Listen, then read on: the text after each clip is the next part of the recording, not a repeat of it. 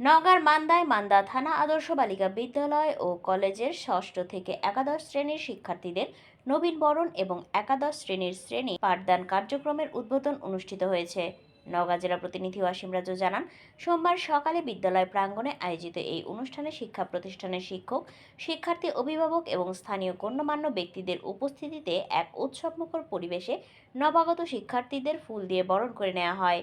অত্র প্রতিষ্ঠানের গভর্নিং বডির সভাপতি প্রফেসর মাইনুর রহমানের সভাপতিত্বে স্বাগত বক্তব্য প্রদান করেন অত্র প্রতিষ্ঠানের অধ্যক্ষ খালেনুর বেগম।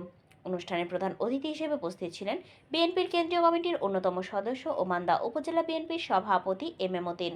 এছাড়া অনুষ্ঠানে বিশেষ অতিথি হিসেবে উপস্থিত ছিলেন উপজেলা বিএনপির সিনিয়র সহ সভাপতি মোখলেসুর রহমান মোকে, সাধারণ সম্পাদক শফিকুল ইসলাম চৌধুরী বাবুল, সাবেক উপজেলা চেয়ারম্যান ও সাবেক উপজেলা বিএনপির সাধারণ সম্পাদক ডাক্তার ইকরামুল বারী টিপু, উপজেলা বিএনপি সহ সভাপতি নাজমুল হক নাজু, মোজাম্মেল হোসেন মন্টু মৃধা, সিনিয়র যুগ্ম সম্পাদক বেলাল হোসেন খান, যুগ্ম সম্পাদক আবুল কালাম আজাদ, সাংগঠনিক সম্পাদক শামসুল ইসলাম বাদল, অ্যাডভোকেট কুমার বিশ্বজিৎ সরকার, যুবদলের আহ্বায়ক নুরুল ইসলাম, সিনিয়র যুগ্ম আহ্বায়ক আব্দুল জলিল, যুগ্ম আহ্বায়ক মিজানুর রহমান নান্টু, আব্দুল মালেক, শিক্ষক প্রতিনিধি এনামুল হক, প্রতিষ্ঠানের সহপ্রধান শিক্ষক অনুপ কুমার মহন্ত সহ অন্যান্য নেতৃবৃন্দগণ। অনুষ্ঠানে শিক্ষা প্রতিষ্ঠানের শিক্ষকবৃন্দ ও আমন্ত্রিত অতিথিরা বক্তব্য রাখেন।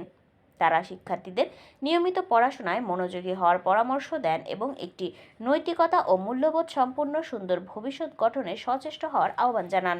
অনুষ্ঠান শেষে একাদশ শ্রেণীর পাঠদান কার্যক্রমের আনুষ্ঠানিক উদ্বোধন ঘোষণা করা হয়। আমরা আজকে যারা রাজনৈতিক নেতৃবৃন্দ আছি এবং এই শিক্ষা প্রতিষ্ঠানের সকল এই পরিবারের সকল সদস্যবৃন্দকে আমি অনুরোধ করব, আমাদের এই প্রিয় শিক্ষার্থীদের জন্য জোরে একটা করতালির মাধ্যমে আমরা বরণ করতে চাই, জোরে সকলে।